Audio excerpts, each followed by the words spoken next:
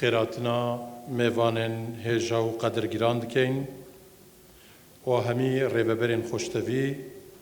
الدسپی که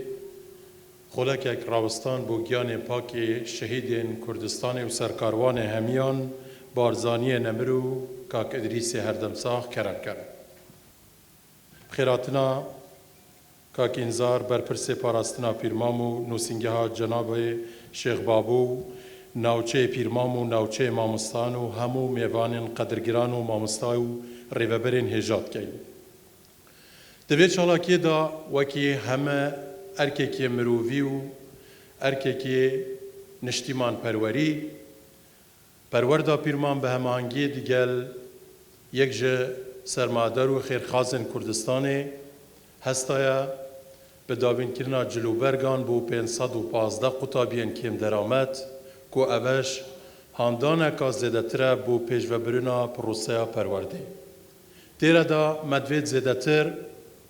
برئیس مامستا نعیم زبیر محمد ریوبرا پرورده پیرمام رون کرنا لسر ویب دتو بخیراتنا هوین هجاب کد. کرم که مامستا. همولا گلگ بخیر بین سر چاوس سره. طبیعی سخت مروف لبرانبر چینه کی وکم جنابینگو بشت وصفا پرورده بکد بشت وتهک هبیتن رون کردنه یک هبیل استباری پرورده بس من بیتن وکو برا پرورده پیرمام ل یکم نقطه و هنگا و لپلان و استراتژیت شغل کردن مدا هنگ آگادار بن که برنامه مچیه پرورده پیرمان پیک دی 141 مکتبه لسنور 4 ناحیه خوبت گرید 141 مکتبن 2500 مامستانه تقریبا 500 وانه بیجن پرورده که فراوانه جهد و همت همه کی پیدویتن حتی بشین شول بکن امتنی نشین شول بکن حقیقت ما پشتوانی پال پشتا همه مدیره و همه معاونه کی و همه او میوانت لیره و پال پشتی کار لیره ما بخوشه گل مدابنو بشین لو قالب تقلیدی پروردهی بین داره چونکو صراحة پرورده ل قالبك تقليدي وكون خلي خواردي توا وبين خوشها لو قالبي بيت دري قالبك وبخو وبقريتن كو بشين آرستان نويكي بكين نويكي نشتمان پرور روشنبير وخوشها واستخاك ونشتمان لدليدا بچقيني برا خوشها واستكان معاونة خوشها واستكان ايوه سرمشقو چاو دست و دلی ایمان لناو نواندکانی خوندن دا حقیقت چاو مان لیا به برنامه کینوی به پلان کینوی و توکما بتوانن ایج بکن و لیره و دست خوشی کی گرم ل جنابی کاک حاجی چولی دکین برپرسی گروپی کمپانیکانی لالاف گروپ که حلقه بدا بین کردنی 515 جلوبرگ و جانتا بو قطابیانی کم اندرامتی هموس نورمان به جوازی طبعا لگندکانه و لهمو برای زکان قایمان پیداینا قطابیانی کم درامت لو مرحله همومان ورگرتن و سپاس بو خوا ایشالا نمونه زور بیت که حاجی چولی و جماعت هاو كاربون لقلمان أو مرحلة كما لم قناغ كان دهاتو إجدكين بوي من ضالاني الشهيد من ضالاني كم درامات حمو توماريان هبي لايما لهر حالتك لهر اشتيك بي بخواي دروزي عندك كم لولا مالان دقرم دبي بيشان لوكين أو لقناغي كم دا لقناغي دي كجدا برنامه کاری باش ترشمان دبید لنوجن کردنوی قطابخانه ولا هول داین بوچی حتی استا کومالگی کی طلبه کان من دابش بوینه بسر حولی رو شقلا و بسر هموجه قطابی نایا بکان من بگرینینه و قضای پیرمام بوی که کومالگی کی پروردهی داوا بکین کومالگی کی پروردهی هاو چرخ لو هموس نور و چاوشمان لێیە ئەو ساڵە یەکەمەکانی کوردستان بەشمان هەبیتن، یعنی جهدی ئینگۆ مامۆستا ئامادەییەکان بە تایبەتی دەبی جهدێکی باشتان هەبی لەوە بتانین بەرهەمێکی باشین هەبیتن. دەستخۆشیە لە مامۆستا نەعیمە دکەین بۆ وان ڕوونکردنا دەربارەی ڕێنمایین پەروەردەیی. دێرەدا مەدوێتن بەحەس لە هەندێک وان پێنگاوە بکەین ئەوێت کۆ پەروەردا پیرمام لەسەر هاتیە دامەزراندن. ڕاستی پەروەردا پیرمام یەک لوان پەروەردا بوویە کۆ زۆر بزەحمەت بە ئاستەنگێن زۆرێ دژوار یا دەرباز بووی. هەروەکی ئاماژە پێدانا من لەسەر چەند خاڵێکت گرنگە کول دەستپێکی لە دەمێ هینانەکایە ڕێڤەبەریە پەروەردا پیرمام چەند مامۆستایان هێژا ملێن خۆدانەبەر و گەهشتە vê قولاغê. باوەڕ بکەن هەتا نوکە ڕەنگە حکومەتە هەرێما کوردستان لە ڕووی داڕشتن و دانان و ئەو پێداویستیên پەروەردێ هەمە تشتێک دابین نەکریە ڕێکا نویسینگەها جەنابێ برا گەورەی ڕێکا نووسینگەها وان چەندین کۆمپیوتەر و مێز و کورسی یەت دابین کردی و چەندین ڕۆژان ئەوان کارمەندên خۆبەخش و مامۆستایان هێژا di nav dîwana perwerdê da bi zehmetî û bi hatnûçûn û dewamkirin li nav perwerda şeqlawe û her wetif dewamkirin li cihên dî em şiyayne perwerdeyekê heta bêjin te cihê rezamendiyan gûbîn îşalat ayinde ji da dêşên vê perwerdê keyne perwerdeyek ku yan nimûne bît li hemî Kurdistanê. û her ber vê çendê jê perwerde şiyaya harûkariyan bi rêka her wekî me amaje pêda li destpêkê bû wan qutabiyan dawîn biket ew ê kêm deramet ku ev pêngaveka kiçike bû proseyeka geleka mezin. Ew îş proseya perwerdê ye. Prosa perwerdê wekî tête zanîn û amaje pêdan êkel wan prosa ku pêgehandina nifşekê nû pêşkeftiye bû welatekê ku çendîn xwîn û derbiderî û awareyî û kîmyabaran û enfal û pêşmergehatiyeka dûr û dirêj bû vê rêbazê ku ew îş rêbaza kurdatiye û rêbaza serbixwebîna Kurdistanê ye ku me hemiya xewna pêve heye û îşallah digeyne amancîş. بەناوی خوای گەورە و میهرەبان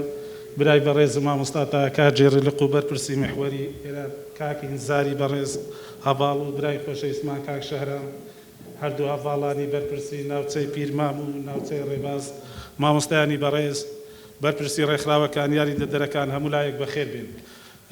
پێشەچی داوای لێبرد نەکەین دەبایە کاک ئیدارە ئەو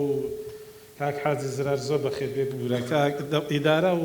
بەو مەڕاستیمەی لەگەر بە هاوکاری پەروەردەی پیرمان پێ هەستا بوو بەڵام لەبەر ئیتیزامێک برای بەڕێزیشمان مامۆستا ڕزگار سڵاو ڕێزی هەبوو کاویش نەیتوانی ئامادە بیتن لێرە. دووبارە بەخێراتنی هەموو لایەکتان دەکەین و سوپاسی بێپایەنی کاک ئەو خێرخواز کاک حاجی چۆلی دەکەین گروپی لالاف هەموو لایەک بەخێر بێن خوشکە نەعیمە باسی هەموو لایەکی کردر ئەوەی گرینگە کامڕۆ لێرە ئینشاءڵڵا دەستپێکی کردنەوەی قوتابخانەکانە لە هەموو لایەک پیرۆزە بیتن ئینشاءڵڵا هاوکاری هەموو لایەک و سوپاسی ئەو بەڕێزانەکەن کە لەکردنەوەی پەروەردەی پیرمام هاوکاریان بووینە لە دابینکردنی ئەساس کەلوپەلی قوتابخانەکان یارمەتیدان و بینایە ئینشاءڵڵا نمونەیان زۆرە بێت و بەردەوامیشە بن. ئەوەی تریان ئینشاءڵڵا بەرەو هەڤاڵان معلومی بەڕێستانە کە بەرەو ئەو هەڵبژاردنە کە چارەنووس سازیە لە پێشمانە زۆر زڕورە هەمومان شان بدەینە بەر ئەو بەرپرسیارەتە یەک بە یەک کە ڕۆژانە لێی نزیک دەبینەوە هەمومان وەک یەک بەرپرسین ئەندامی لێرە هەڤاڵانی بەڕێز هەموو بەڕێبەرەکان لێرە ئەندامی پارتین بەرپرسانە کە شان بدەینە بەر ئەو پرۆسەیە وەک یەک خەڵک ڕێی ئێوە بە هەند وەرەگریت و ئینشاءڵڵا هەموو لایەک هاوکارە بین و دووبارە زۆر بەخێر بین و سوپاس لە هەموو لایەکی.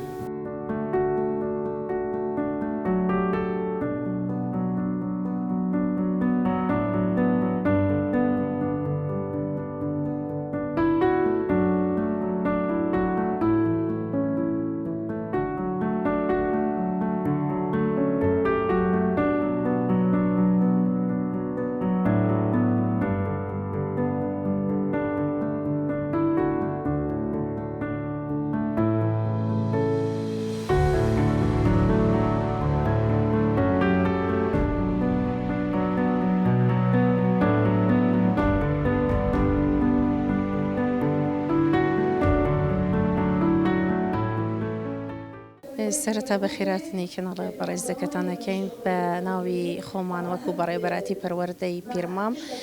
پیرۆزبای ساڵی دوێ خوێندن لە تەواوی فێرخواز و فێرکاران دەکەین ئینشەڵا ببیتە ساڵێکی پڕ بەرهەم بۆ هەموو لایەک و پیرۆزبایی خۆشمان ئاراستەی خەڵکی سنووری خۆمانەکەین بە بۆنەی دامەزراندنی پەروەردەی پیرمام ئینشەڵا ببێتە مایەی ئەوەی خزمەت بکا بە سنوورەکەمان ئەمە وەکو پەروەردەی پیرمام وەکو پەروەردەی پیرمام هەوڵماندا بەرنامەیەکی جیاواز لە قاڵباغە تەقلیدی و کۆنەکە دوورکەوینەوە بگەڕین تەواو بە کامل معنا کەلیمە ئەمە خزمەتکاری خەڵکی خۆمان بین لە ڕێی داتایەکی ورد و دەقیقەوە هەوڵماندا ئاماری ئەو قوتابیانە وەربگرین کە کەم دەرامەت و هەژارن کەم دەرامەت و هەژارن توانای دابینکردنی جلوبەرگیان نییە بۆ ساڵی خوێندن بەو هۆیەوەشەوە ئەمە داوامان لە خێرخوازان کرد بەڕێز کاک حاجی چۆلی سەرۆکی کۆمپانیەکانی لالاف گروپ هاتە سەرخەت بە دابینکردنی 515 پێداویستی بۆ 515 قوتابی لە ڕووی جلوبەرگ و جانتاوە لێرەوە دەستخۆشێکی گەرمی لێ دەکەین و هیواخوازی نمونەی وەکو جەنابیان زۆر بیخوا پاداشتی بداتەوە دووبارە هەموو لایەک بەخێر بێن سەر و سەرچەوە ئەوڕۆ لەژێر چاودێری بەڕێز مامۆستا نەعیمە بەڕێوەبەری پەروەردەی پیرمام بە هاوکاری ژمارەی خێرخواز هەستای بەدابێکردنی ژمارەیە کەلوپەلی قوتابخانە لە بۆ گشت قوتابخانەکانی سنووری پەروەردەمان ئەو قوتابیانەی کە کەم دەرامەتن هاوکاریمان کردن و سوپاسی ئەو لایەنانە دەکەین کە هاوکار لە بۆ دابەشکردن و دابینکردنی ئەو خەڵاتان لە بۆ دابەشکردن بەسەر ئەو قوتابیە کەم دەرامەتانە پێخۆشحاڵین بەکردنەوەی پەروەردەی پیرمام هەروەها کە هەستان بە هەماهەنگی لەگەڵ لایانی ئیداری بە تایبەتی نووسینگەی بەڕێز مەلا مستەفا و هەروەها چەند خێرخوازێکی تر کە هەستان بە دابینکردنی جلک و بەرگی قوتابیان ئێمە زۆر سپاسیان دەکەین بەڕاستی ئەم قوتابیانە کە لەو کاتەدا کە کەم دەرامەتن توانیان کە کەلوپەلێکی باش لە جانتا پۆشاک بۆ قوتابیانە دابین بکەن جارێکی کە دەستخۆشی لە بەڕێوەبەری پەروەردەی پیرمام و وەگشت ئەو لایەنە دەکەین کە هاوکاریمان بن زۆر سپاس بەخێر بێن سەرچاومە بەڕاستی ئەمڕۆکە زۆر جێگای دەستخۆشی بوو جێ سوپاس و پێزانی بوو بەڕێوەبەراتی پەروەردەی پیرمام بە بۆنەی دەستپێکی ساڵی نوێ خوێندن هەستای بە ئەنجامدانی کۆبوونەوەیەکی وا بەرفرەوان بۆ سەرجەم بەڕێوەبەر و یاریدەدەری قوتابخانەکانی سنووری بەڕێوەبەراتی پەروەردەی پیرمام بەڕاستی ئەمە جێگای دەستخۆشی و سوپاسی بەڕێزیان دەکەین و هەر بەمبوونەیەوە زۆر سوپاسی ئەو لایەنانە دەکەین جێگای دەستخۆشین کە ئەمڕۆ هەستان بە کۆمەکردنی ئەو قوتابیانەی کە باری دارایان یعنی خراپە کەم دەرامەتن بە پێشکەشکردی پێداویستەکانی خوێندن و وەکو جلوبەرگ و جانتا و پێداویستەکان بەگشتی ئەمەش جێگای دەستخۆشیە ئینشاءڵڵا پەروەردە و هەموو قوتابخانەکە بەردەوام دەبن لەسەر پرۆسێ و ساڵی ئایندەش ساڵێکی پڕ خێر و خۆشی و پرزانست دەبێت ئینشاءڵڵا بۆ هەموو لایەک سپاسی ئێوەش دەکەم پیرۆزبایی ساڵی نوێی خوێندن لە گشت قوتابیان دەکەم بە تایبەتی سنووری پەروەردەی پیرمام و پیرۆزبایی لە مامۆستا نەعیمە زوبێر دەکەم بە بۆنەی دەستنیشانکردنی وەکو بەڕێوەبەری پەروەردەی پیرمام و هەروەها دەستخۆشی لەو بەڕێزانە دەکەم هەم وەکو کەسایەتی حکومی هەم وەکو کەسایەتی حزبی کە هەماهەنگ بووینە یارمەتی دەربووینە لە بواری پەروەردە و فێرکردن دەستخۆشیان لێ دەکەم کە ئەمڕۆ لەلایەن بەڕێزێکی خێرخوازەوە کە هاوکاری دابەش کرد بەسەر 550 قوتابی کەم دەرامەت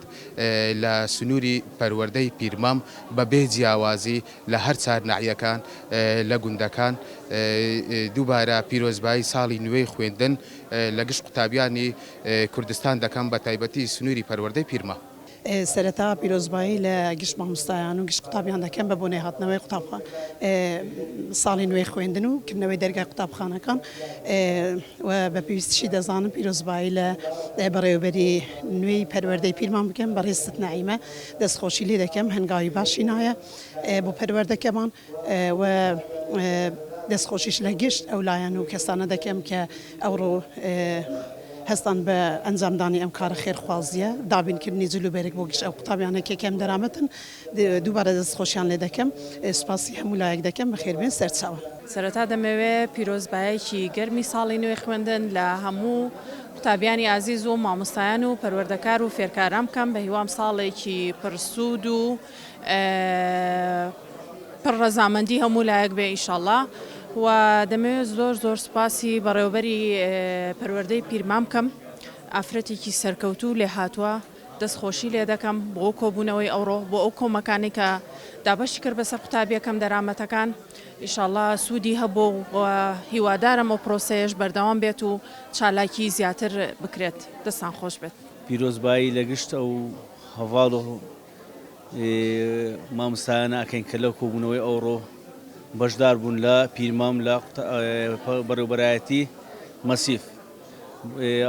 بۆ یەکەم جار الحەمدولیلا لە وەزارەتی پەروەردەی هەرێمی کوردستان بەڕێوەبەرایەتی پیرمام زیاد بوو ئینشاءڵڵا پرۆسەی خوێندن لەو پەروەردەیەش بەرەو پێش دەڕوا بەرەو باشتر دەڕواتن بۆ ساڵی نوێی خوێندنمان و پیرۆزبایی لە مامۆستا نەحیمەش دەکەین کە وەکو بەڕێوەبەری پیرمام دەستنیشان کرا ئینشاءڵڵا بە هەوڵ و ماندووبوونی ئەو پرۆسەی خوێندن لە بەڕێوەبەرایەتی پیرمام بەرەو پێشتر دەچێت کە چەند ساڵێک پێش ئێستا بەڕاستی پەروەردە وەکو ئەوە بەرچاونە بوو لەبەر نەخۆشی و نەخۆشیەکانی کۆڕۆنا و چەند ساڵێک پێش ئێستا بەس ئێستا ئینشاءڵڵا الحەمدولیلا خوێندن بەرەو پێش دەبینەوە بە یارمەتی مامۆستایەکان و بەڕێوەبەری هەم قوتابخانەکان بەڕاستی دەبی خەمەکی لە هەموو قوتابخانەکان بخۆین هەر کەس و بەرپرس بیتن بەرامبەر ئەو قوتابیانە کە دەرسیان پێدەرێن ئەوانش ئینشاڵڵا لە دوا ڕۆژ دەبنە شتێکی گەورە.